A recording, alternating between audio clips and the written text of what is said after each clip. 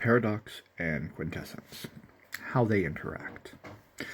Paradox is accumulated when you start doing magic and things happen. There are 3 ways you can accumulate paradox. First of all, you will accumulate paradox on the botch. Anytime you botch roll, that is getting more 1s than you have successes. For general coincidental magic, this is the only way you can get paradox. You gain 1 point of paradox for the highest sphere used in that effect on a coincidental effect. So even if you're using a high level of forces to affect a, say, nuclear energy source because you're in a nuclear plant, if it's coincidental and you botch the roll, the highest amount of paradox you're getting is, let's say, 4, because you use a forces 4 in that effect. So you're getting 4 points of paradox. Coincidental magic rarely accrues paradox unless you botch, and even then, most coincidental magic uses lower level spheres, so you don't... Now, it can accumulate over time. You can build it up, but in general, you won't get smacked straight out the gate. Now, if the effect was vulgar without witnesses, the amount of paradox goes up. You get 1 plus 1 for every point per dot in the highest sphere. So it's 1 point higher. Vulgar without witnesses isn't that bad. It's when you get into vulgar with witnesses. You get 2 points plus 2 points for each dot in the highest sphere. Now that's if you botch the roll. You can accumulate vulgar with witnesses, like throwing a fireball and you botch it. You're going to get some serious paradox. You're talking almost 10 points of paradox for that right there. Now, add in vulgar magic. Vulgar magic always accumulates paradox, even when it succeeds. So coincidental magic doesn't get paradox unless you botch. However, successful vulgar magic earns you 1 point of paradox. Paradox is worst when you botch. If you try to do that fireball and you're successful, you're going to get a point of paradox. Your storyteller may even adjudicate a little bit higher depending on the amount of witnesses and where you do it, because the weight of reality is a heavy burden. Now, you can also get permanent paradox. Permanent paradox is when you use effects on yourself, such as using Prime to alter your personal pattern to allow the flow of magic better for one reason or another. Perhaps it's being a son of ether and using matter to put a piece of armor plating on your chest. This is permanently paradoxical. It shouldn't be.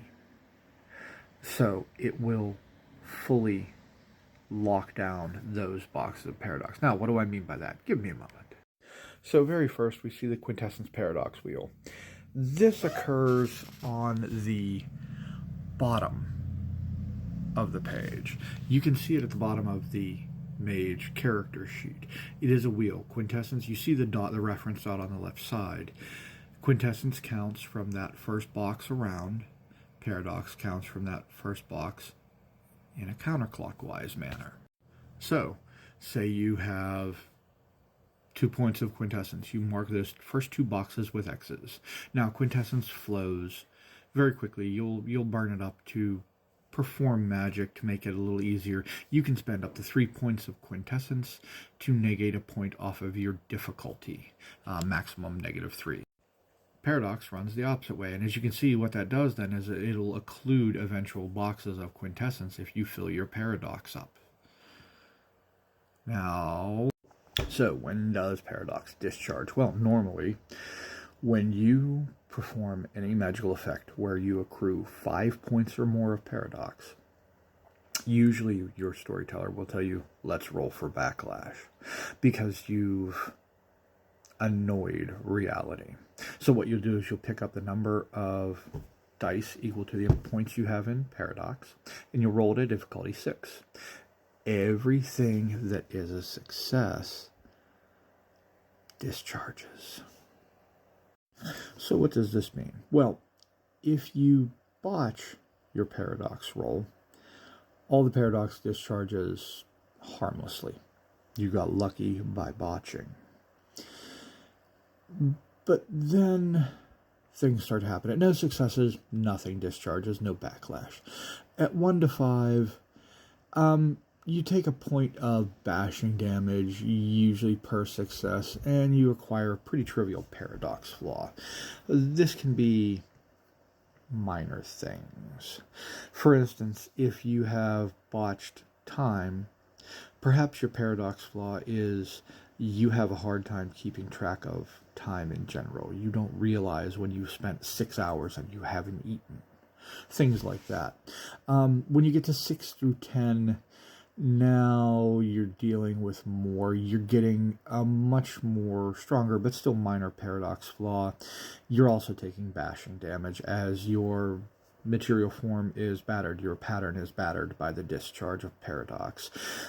These flaws will be a little more noticeable, perhaps in ticks, things like that.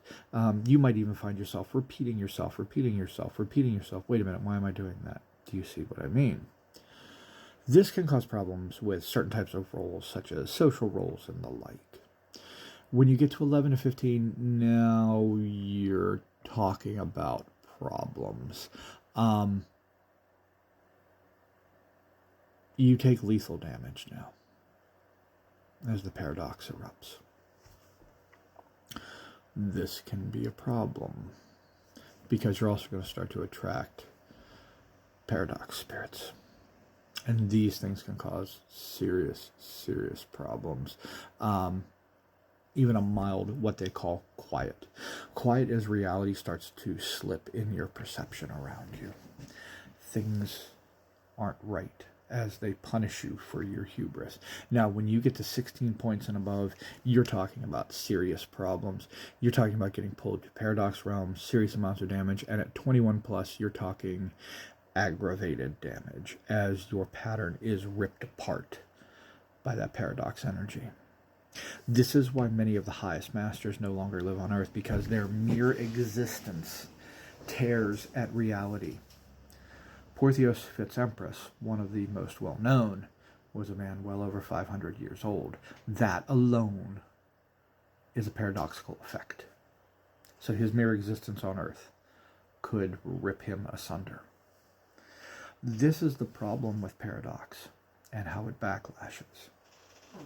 Now, the other problem is what we used to call sticky paradox. You see, if you don't get any successes and that paradox doesn't discharge, it stays there and it keeps accumulating and accumulating.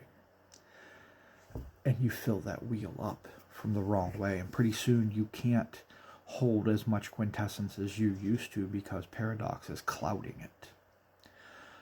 And remember, when you roll for paradox discharge, it is all paradox points. All of them. So if you have 11 checks on that wheel, you are rolling 11 dice at a difficulty 6. Now, there are ways to discharge the paradox. Some DMs, storytellers I should say, will allow their characters to spend time meditation. They cannot do any vulgar effects to earn any more paradox, not through botching coincidental, but doing it intentionally. Okay, vulgar magic. They can start to bleed off usually 1 point of paradox per month for the first 5 points, and then they can accelerate it 1 week per point after that because they have really started to atone. This is difficult in the world of darkness because quite often mages have to rely on vulgar effects. And remember, vulgar counts for anything that is not a capital E enlightened being. Werewolves, vampires, wraiths, the like, count as witnesses. Just because they're supernatural doesn't necessarily mean they believe in what mages can do.